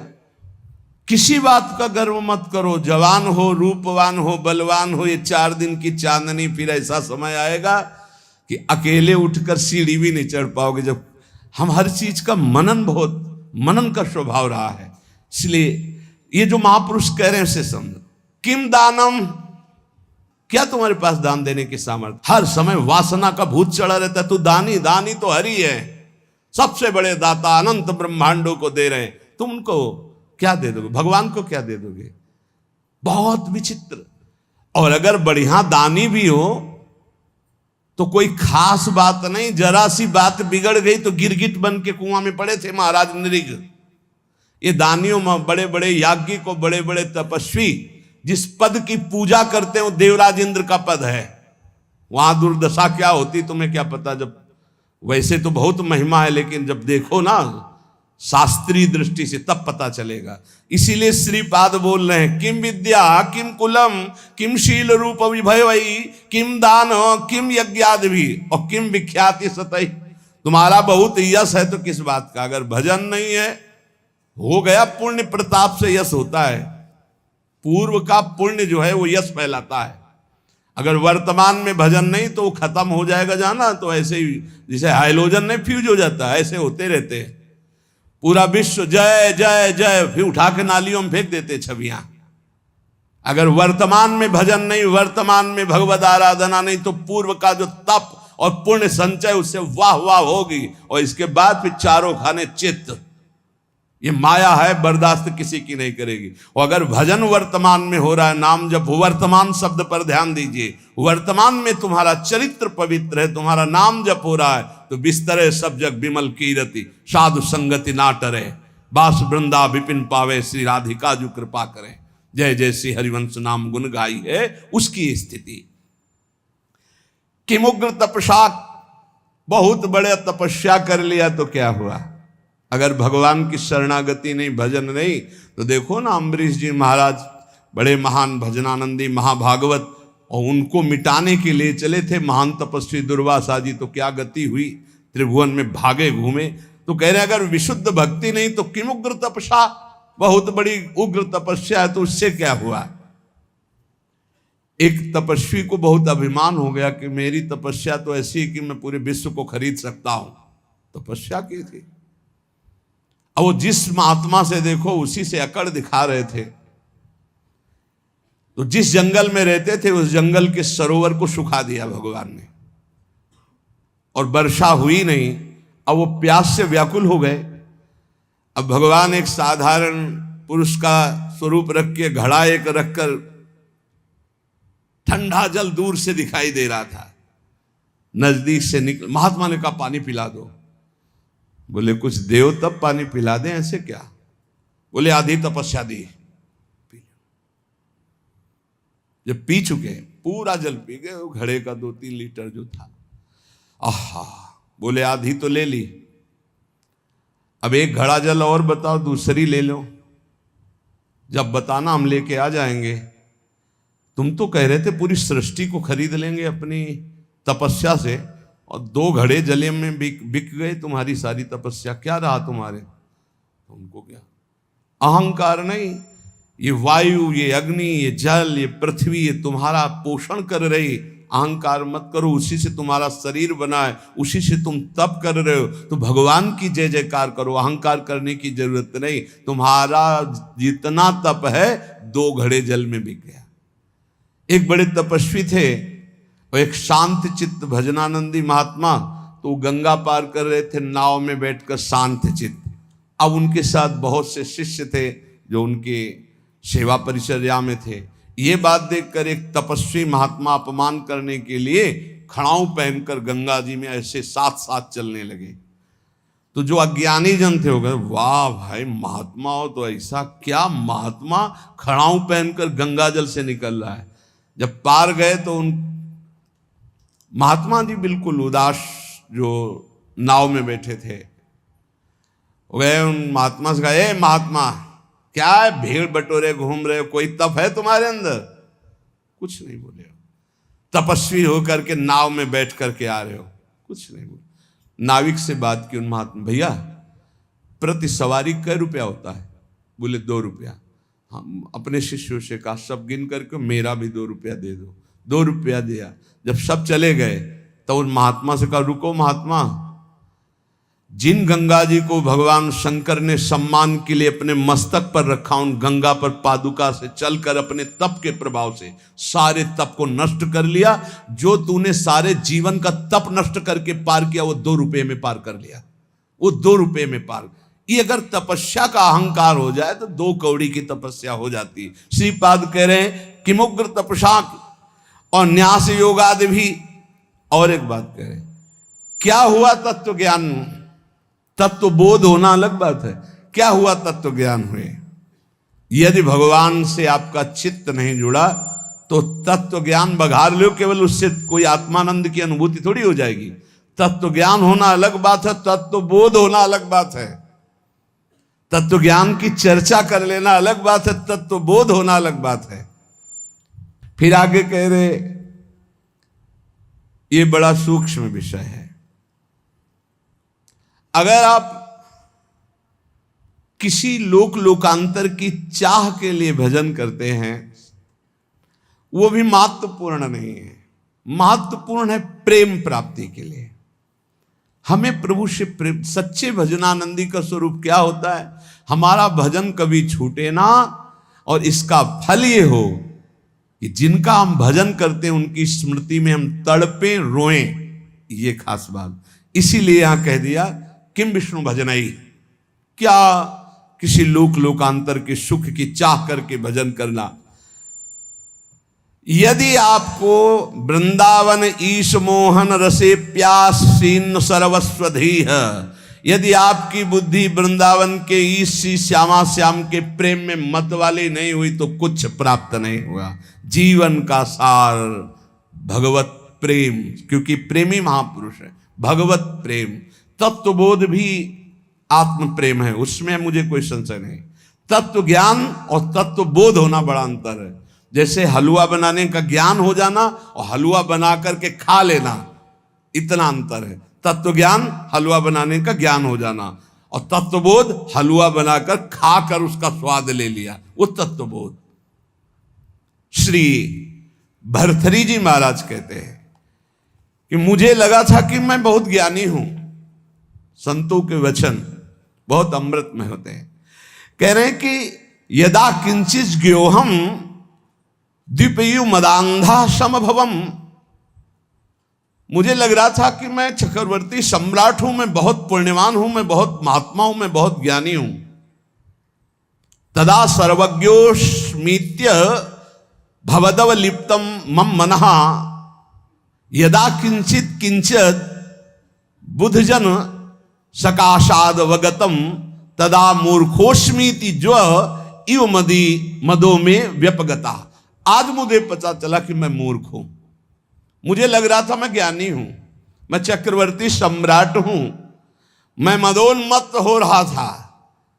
लेकिन जब मुझे इस संसार का रहस्य पता चला तो लगा मैं मूर्ख हूं। सुना चुके हैं भर्तृहरि जी का यहां जो परिवर्तन हुआ उनके जीवन का। भर्तृहरि जी के मन में एक बात थी कि संसार का सबसे बड़ा सुख क्या है, बोले काम सुख। अंदर देखा, बहुत विवेकवान थे। उन्होंने अपने अंतःकरण को देखा कि संसार का सबसे बड़े मांग सुख क्या है, काम सुख पाया। और वो अपने अंदर पाया कि मेरे अंदर भी काम सुख है। तो चक्रवर्ती सम्राट, इनके मन में आया कि फिर हम ऐसा काम सुख पूर्ण क्यों न कर ले जिससे हमारे मन की इच्छा शांत हो जाए। तो उन्होंने, चक्रवर्ती का मतलब होता है कि बहुत से राजाओं के ऊपर जो बादशाह, उन्होंने पूरे अपने देश में सब सुंदरियां आवे और मैं उनमें से देखकर उनका वर्ण करूंगा। तो विश्व की सुंदरियां सब एकत्रित हुई, उनके माता पिता सब लाए, क्योंकि महाराज भर्तृहरि जी वर्ण करेंगे पत्नी रूप में। सबको देखा, एक पिंगला नाम की सर्वांग सुंदरी भर्तृहरि जी की वहां जम गई और कहा कि आप मुझे अपने पति रूप में स्वीकार करेंगे। तो उसने कहा हमारा अहोभाग्य। बहुत भागवतिक रीति से जो शास्त्रीय पद्धति है, पाणिक ग्रहण संस्कार हुआ। अब ये तो जो भागवतिक पुरुष होते हैं उनके स्वभाव में कुछ अलगाव होता है संसारिक पुरुषों से। वो जिस पे लगेंगे एकदम तन्मय होके लगेंगे, जिस पे लगेंगे। अगर वो भोग में भी लग गए तो उनके जैसा कोई नहीं होगा। आसक्त पुरुष मतलब ऐसा कोई विषयी पुरुष नहीं होगा, स्वभाव होता है। रूप में आसक्त हो गए तो ऐसे आसक्त हो गए, ऐसा कोई संसार में नहीं होगा। भोग में आसक्त हो गए तो ऐसा कोई दूसरा नहीं होगा, और विरक्त हो गए तो ऐसा कोई दूसरा विरक्त, मतलब उनका एक स्वभाव होता है। जैसे पत्नी में आसक्त हैं तो छाता लेकर बाजार वो स्वयं नहीं जा सकते क्योंकि अदर्शन हो जाएगा। तो पत्नी चल रही सीधे में, वो चल रहे उल्टा में, संसार हंसे तो हंसा करे हर समय पत्नी के मुख में, दृष्टि पत्नी के मुख में। वही महाभागवत हुए, क्या नाम, धनुर्दास जी, क्या नाम था, धनुर्दास जी नाम था। बहुत बड़े महापुरुष हुए फिर, क्योंकि वो सीधा आसक्ति रंगनाथ जी से। तो ऐसा होता है। तो भर्तृहरि जी बहुत बड़े महापुरुष हैं। अब जीवन का राग उनके हृदय में काम में देखा कि काम स्त्री आसक्ति, विश्व सुंदरी, सर्वांग सुंदरी पिंगला। उन्होंने ऐलान कर दिया राजकाज विक्रमादित्य देखेंगे, मैं इस बात का अनुभव करूंगा कि क्या सुख इसमें है। क्योंकि बताया ना, अलग खोपड़ी होती है। जो भागवतिक महापुरुष होते हैं उनका चिंतन ही अलग होता है। बड़ी ही सुंदर पत्नी बिल्वमंगल जी की, पातिव्रत धर्म से, एक बार नहीं देखा। वो आसक्त चिंतामणि में तो आसक्त, अलग खोपड़ी होती है। अब रात दिन केवल महाराज भर्तृहरि और पिंगला, और हर खान पान की व्यवस्था, बस पर्दे के अंदर सामग्री रख दो, जाओ। कोई प्रश्न उत्तर नहीं, कोई राष्ट्र की बात नहीं, कोई समाज की बात नहीं। ये अनुभवी जैसे वैज्ञानिक नहीं होते कि जब जिस विषय का शोध करना होता है तो बस उसी में पूरा चित्त लगा देते हैं। समय कट रहा था और मन की चाल होती नवम नवम नवम। मन कभी एक में रमण करने के लिए बहुत काल तक राजी नहीं होगा, उसकी चाल होती नवम नवम भोग। एक दिन पिंगला अपने महल के पीछे की खिड़की खोल करके ऐसे ही देख रही थी तो देखा अश्वपाल, हजारों घोड़ों की देख रेख करने वाले सेवकों का स्वामी, हष्ट पुष्ट ऐसे। अचानक दृष्टि उसकी पड़ी तो उसने ऐसे नमन किया, क्योंकि महारानी देखते ही आसक्त हो गई पिंगला। अब विचार कीजिए, चक्रवर्ती सम्राट महाराज भर्तरी से भला वो अश्वपाल किस योग्य, चित्त पूरा आसक्त। अब मिलन शुरू हो गया और राज काज विक्रमादित्य को दे दिया था। विक्रमादित्य बहुत प्रवीण थे। उन्होंने कहा कि शास्त्र प्रमाणित किसी का भी मन कभी भी कहीं भी विचलित हो सकता है, इसलिए मेरे भाई इस समय शुद्ध में नहीं है, इसलिए गुप्तचर रूप से दास दासियां हर समय तैनात कि कहीं हमारे महाराज को किसी भी तरह की हानि ना हो जाए। सूचना मिली कि हानि प्रारंभ हो चुकी है। एक अश्वपाल एकांत में महारानी से मिलता है।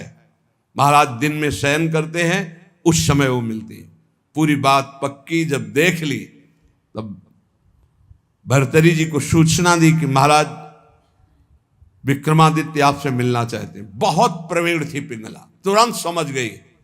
हमें लगता है हमारी बात उन तक पहुंच गई। तो उनका महाराज, मैं आपके भाई की एक बात कहना चाहती हूँ कि उनकी दृष्टि हमारे ऊपर बहुत गलत है। तो उनका महल से तो निकलती नहीं, गलत कैसे हो गई? तो उनका खिड़की पे खड़ी थी, वो घोड़ों की देख रेख करने वाले अश्वपाल के पास गए थे, वहां से मुझे देखा तो फिर मुझे बुलाया, मैं उनसे गई, उनके पास गई। उनका इरादा ठीक नहीं था, इसलिए हमने कुछ कड़वे वचन कहे, क्षमा करें आपके भाई हैं लेकिन उनकी आदत बहुत खराब है। तो उनका ऐसा विक्रमादित्य कर सकता है? जान न जाए, ये भगवान की माया विचित्र है। विक्रमादित्य है, बोले भ्राताश्री आपके साथ छल हो रहा है। बोले हाँ मुझे पता है छल हो रहा है, तुम्हारे जैसा नीच भाई होगा तो छल क्यों? यही बताने आए हो ना कि पिंगला आचरणहीन है। भाई आपको पता है? बोले पता है हमें कि तू आचरणहीन है। मेरा आदेश है कि ऐसे भाई को नगर से निष्कासित कर दिया जाए, कभी हमारे नगर में मुंह मत दिखाना। इतने आसक्त थे पिंगला पे भर्तरी जी महाराज। विक्रमादित्य कुछ बोल ही नहीं पाए कि ये क्या, बड़े बड़े जो मंत्री थे उन्होंने बोलने की हिम्मत नहीं रह गई कि जब भाई के प्रति ऐसा इनका, तो कोई नहीं बोल पाया और निकाल दिए गए। पर मंत्रियों ने उनको सुरक्षित रखा। एक दिन जब असलियत का पता चलेगा तब ये रोएंगे, उसी समय मैं आपको सामने पेश करूंगा।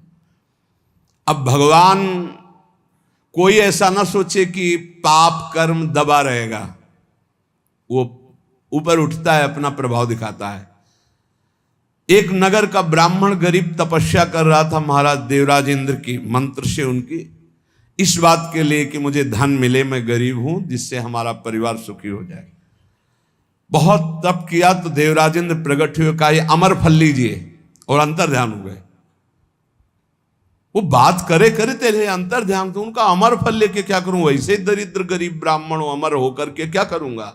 तब विचार आया कि अगर ये अमल फल महाराज भर्तरी को पवा दे तो धर्मात्मा वीर राजा वो अमर रहेगा, हमारे देश की सुरक्षा होगी और मुझे धन मिल जाएगा। ये अच्छा लगा। वो गए, महाराज की जय जयकार। पहले राजाओं के दरबार में या महल में ब्राह्मणों के लिए, ऋषियों के लिए, महात्माओं के लिए निषेध नहीं था, उनके लिए नहीं था कि हम आज्ञा लेकर आए। अंदर प्रवेश किए, नजदीक दासी ने कहा कि कोई विप्र देवता पधारे। उठकर प्रणाम किया, कैसे आगमन हुआ, आज्ञा कीजिए। उनका प्रभु मुझे ये तपस्या के द्वारा अमर फल मिला है और ये मैं आपको पवाना चाहता हूँ, इसके बदले में धन चाहता हूँ। आदेश कर दिया जितना इनको धन चाहिए दे दिया जाए।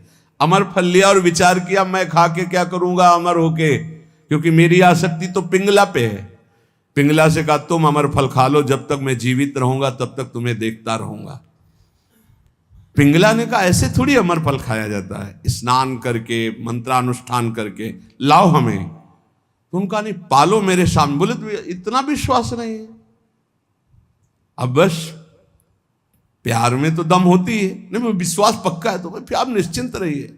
पिंगला ने सोचा मैं क्या करूंगी खा के, मेरा दोस्त अगर पालेगा अश्वपाल वो बढ़िया।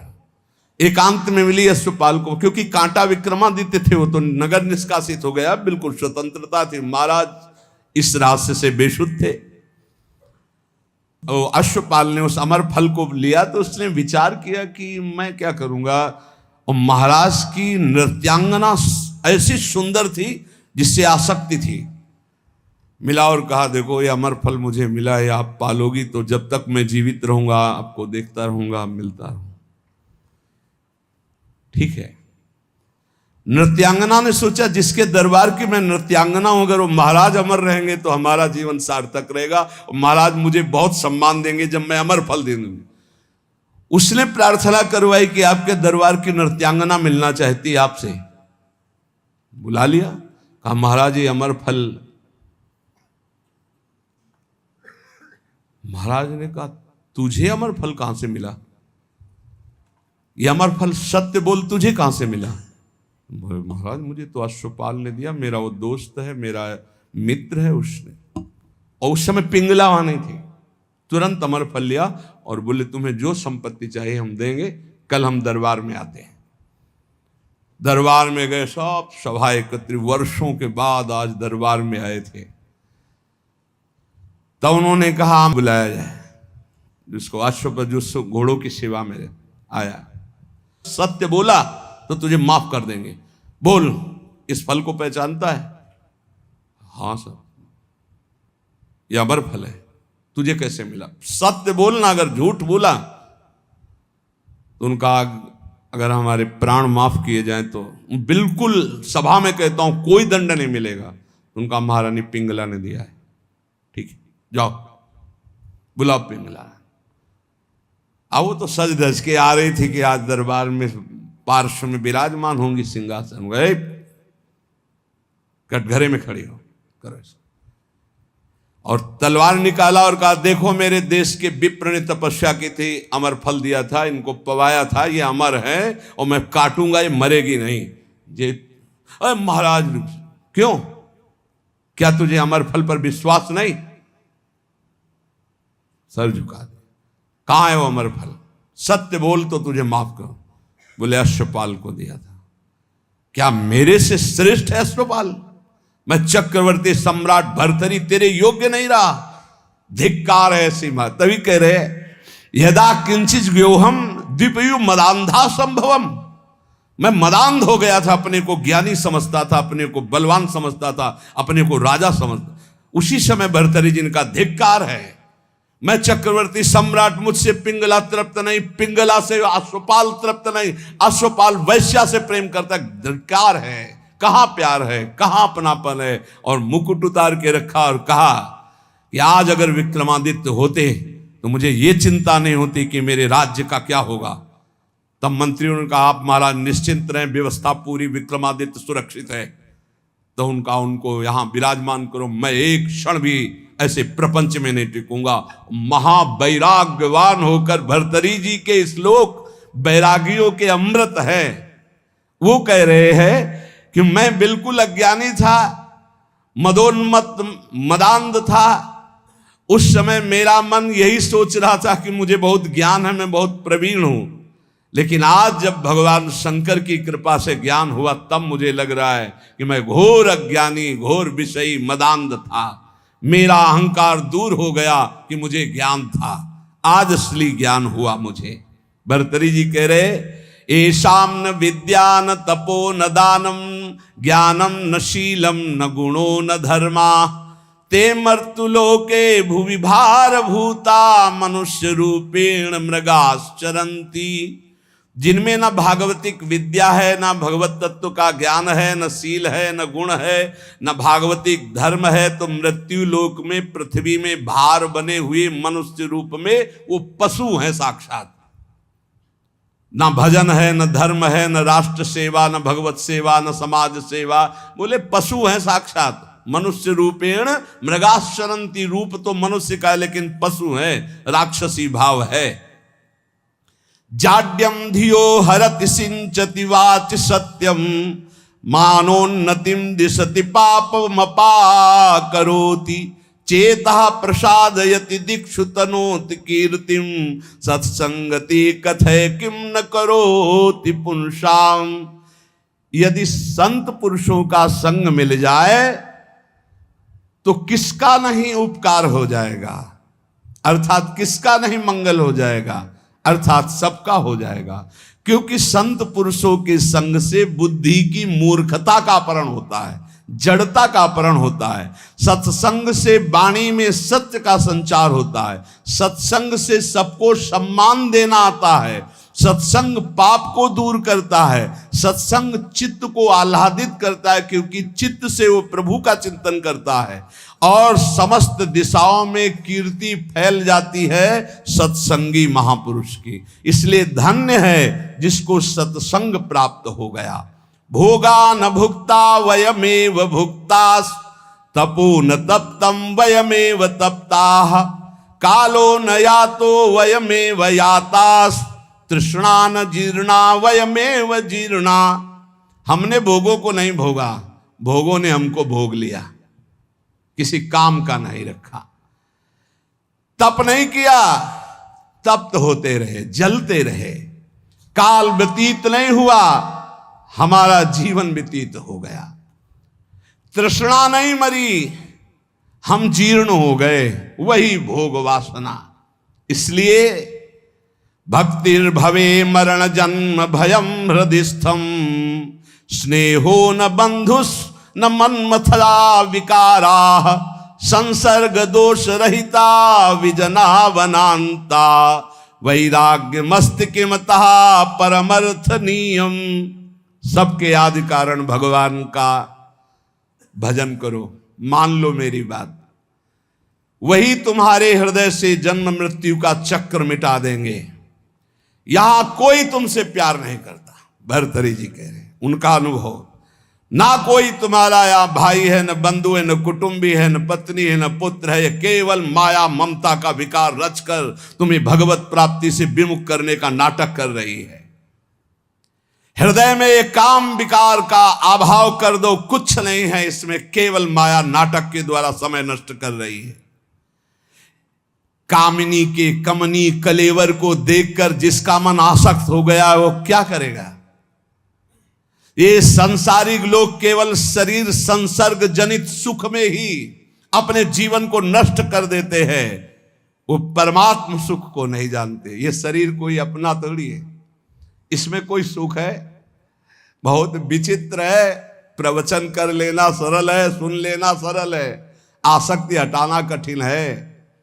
शरीर अविद्या है, केवल अविद्या। ये जो आप देख रहे हो, अविद्या का भोग ही एक लक्ष्य बना हुआ शरीरधारियों में। परम विद्या भगवान के आनंद की हमारे अंदर मांग है। इसलिए हर भोग के बाद हमें घृणा हो जाती कि यार शायद इसमें सुख नहीं, शायद इसमें सुख हो, इसमें सुख नहीं। पूरा जन्म जन्मांतर व्यतीत होते गए, आज तक नहीं वो मिला सुख, क्योंकि हमारे अंदर जो मांग है वो परमात्म सुख है। परमात्म सुख प्राप्त करने के लिए मानव जन्म मिला है। इसीलिए श्री भर्तृहरि जी कह रहे हैं, अगर सुख है तो राग रहित होकर वैराग्य में सुख है। जब तक शरीर स्वस्थ है तब तक भगवत प्राप्ति का उपाय कर लो, नहीं धोखा हो जाएगा। यावत् स्वस्थमिदं कलेवर गृहम यावच्च दूरे जरा यावच्चेन्द्रिय शक्तिर प्रतिहता यावच्छयो नायुषः आत्मश्रेयसि तावदेव विदुषा कार्यः प्रयत्नो महान् प्रोद्दीप्ते भवने च कूप खननम प्रत्युद्यमः कीदृशः। भर्तृहरि जी महाराज कह रहे, जब तक तुम्हारा शरीर जवान है, स्वस्थ है, आप भजन कर लो। बुढ़ापा में भजन नहीं कर पाओगे। बुढ़ापे में भजन नहीं होता, प्रपंच होता है। प्रपंच जीवन भर प्रपंच किया तो बुढ़ापे में प्रपंच ही। बूढ़े तोता को कुछ नई चीज नहीं सिखा सकते। एक लाया गया था तोता, तो जैसे को राधा, तो राधा नहीं बोलेगा। उसको जो सिखाया गया था वो बूढ़ा तोता उतना ही बोलता था बस। जैसे मिट्ठू तो कहेगा मिट्ठू, राधा नहीं बोलेगा, क्योंकि सिखाया नहीं गया ना। ये प्रपंच सीखे हुए हैं मन बुद्धि पूरे जीवन, अब उनको बुढ़ापा में कहो राधा, तो बुढ़ापा में राधा थोड़ी बोलेंगे, देख लो जब बूढ़े बैठे हो देखना। ये बात अच्छे से समझ लियो, बूढ़ा तो होता राम राम नहीं रटता, राधा राधा नहीं रटता। तो कह रहे जब बुढ़ापा आ जाएगा तो भजन नहीं होगा, जवानी में भजन नहीं करोगे तो बुढ़ापा भजन नहीं होगा। ए सुन लो, जो जीवन में भजन किए बुढ़ापा में भी भजन करेंगे, जो जवानी में भजन नहीं किए बुढ़ापा में नहीं कर पाएंगे, पक्का समझ लो, पक्का नहीं कर पाएंगे। बातें चाहे जितनी बना ले, भजन की पद्धति जवानी में सीखी जाती है बचपन से। ये बहुत बढ़िया कृपा हो गई, आप लोग सब नौजवान भजन में लगे हो। अगर इस समय अपनी निरंतर भजनाकार वृत्ति कर लो ना, तो जैसे आगे चल करके भजन करना थोड़ी पड़ता है, नहीं वो चलता रहता है। बड़ा आनंद, क्षण क्षण रुदन करन, ऐसा आनंद प्रकट होता। मान लो जो आनंद की खोज कर रहे हो कहीं नहीं, सिर्फ भजन में मान लीजिए, प्रार्थना मान लीजिए, सब सुख आपको घेर लेंगे। क्योंकि माधव की चेरी माया है, और आप माधव का भजन करते हो तो माया आपकी सेवा में हो जाएगी, और माया की तरफ माधव को छोड़कर चलोगे फिर नहीं चल पाओगे। पक्का समझ लीजिए, अगर हरि को छोड़कर तुम माया को भजना शुरू कर दोगे तो कुछ छात नहीं लगेगा। हरि को पकड़ लोगे तो, पर हरि को कोई नहीं पकड़ना चाह। पक्का बहुत बड़ी माया के प्रभाव, प्रलोभन प्रवृत्ति है, हरि को एक क्षण में छोड़ देगी। एक बार नारायण भगवान ने कहा लक्ष्मी जी से कि देखो प्रभाव तो हमारे ही जोर का है। तो लक्ष्मी जी ने कहा वैसे हम आपके ही प्रभाव से प्रभावित है, लेकिन दुनिया में हमारा ही प्रभाव है। बोले हमारा तो विश्वंभर नाम है, पूरे विश्व का भरण पोषण तो मैं करता हूं। विनोद हो रहा था लक्ष्मी नारायण जी का। तो लक्ष्मी जी ने कहा जहां चाहो तहां तुम अपना प्रभाव दिखा के देखो, फिर हम अपना प्रभाव दिखा के अगर आपको हटा न दे तो बताना। भगवान ने कहा हटा तो तुम नहीं सकती। तो लक्ष्मी जी ने कहा धक्का लगवा के हटा देगी। बोले चलो अब हम तय करते हैं। तो एक ध्यान में देखा, एक बहुत संतों की सेवा करने वाला भगत, उसके यहां सन्यासी बन के भगवान गए।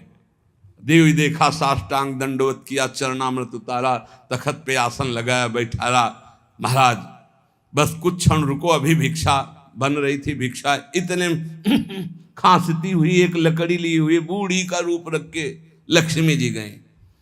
बच्चा कुछ भोजन मिलेगा? हाँ माता जी, स्वामी जी बैठे, अभी भोजन बन रहा है, बस स्वामी जी को पवाया आपको। भगवान नारायण मुस्कुराए, माता जी को जमीन में बैठाला गया, स्वामी जी तखत। मुस्कुराए ला भगवान की, देखा ना आदर तो हमारा ही हो रहा है। लक्ष्मी जी का चुप रहो भी थोड़ी देर। आए तो स्वामी जी अपन नारियल का खप्पर, लक्ष्मी जी ने कहा बच्चा हम बर्तन अपने पास रखती, झोली बढ़िया रत्न जटित, सोने की थाल, सोने की कटोरियां, ऐसे चांदी। भगत ने सोचा मैया ऊपर ऐसे देखने में बूढ़ी बाढ़ी लगती है तो कितना कीमती सामान है, पर भाई हो सकता है बड़े घरों की हो, अपना ऐसे परोसा सब।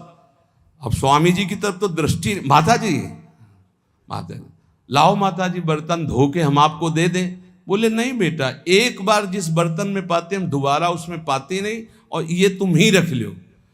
अरे बोले माता जी बड़ी कृपा, पर बोले बेटा आज रात रुक। अब माता जी जिंदगी भर रुको, आपका घर है। पर बोले जहां सन्यासी रुकते हैं वहां में, ए स्वामी जी आप चलो। बोले नहीं बेटा रात तो रुक ले।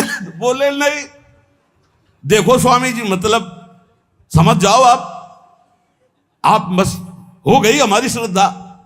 लक्ष्मी जी मुस्कुरा के प्रभु इशारे से और आगे बढ़े, इशारा कर देंगे तो धक्का मार के निकाल देगा आपको। तो बोले नारायण नारायण, अच्छा भाई चलते हैं हम। और जो ही गए सो लक्ष्मी जी गायब। भला नारायण के बिना लक्ष्मी जी का स्वयं का वाहन उल्लू है, उल्लू बना दिया उसको। ना वो बर्तन रह गए और ना वो बुढ़िया रह गई। समझ लो नारायण को भी धक्का लगवा दे ऐसी माया है। भर्तरी जी कह रहे जब तक शरीर स्वस्थ है, यावत स्वस्थ मिदम कलेवरम यावत च दूरे जरा, तुम्हारा बुढ़ापा दूर है तभी तक तुम भजन कर लो। कहीं ऐसा ना हो कि आग लगने पर कुआं खोदना, मूर्खता जैसे कही जाती है, ऐसे काल भगवान तुम्हारा सर्वस्व नाश कर दें और तुम भगवान का भजन नहीं कर पाए तो तुम्हारा जीवन व्यर्थ चला जाएगा। इसलिए सब ये सत्संग जो सुनाया जा रहा है उसका सार है, कोई तुम्हें प्यार नहीं करता, यहाँ कोई तुम्हारा नहीं, एकमात्र श्री भगवान का आश्रय लेकर सबकी सेवा करो। जो तुम्हें कर्तव्य कर्म मिला, तुम किसी के पति हो, किसी के पुत्र हो, किसी के परिवार के कोई सदस्य हो, अपने धर्म का पालन करो, सब में भगवत भाव करो, नाम जप करो, इसी से भगवत प्राप्ति हो जाएगी। शेष चर्चा आगे। श्री राधा वल्लभ लाल की।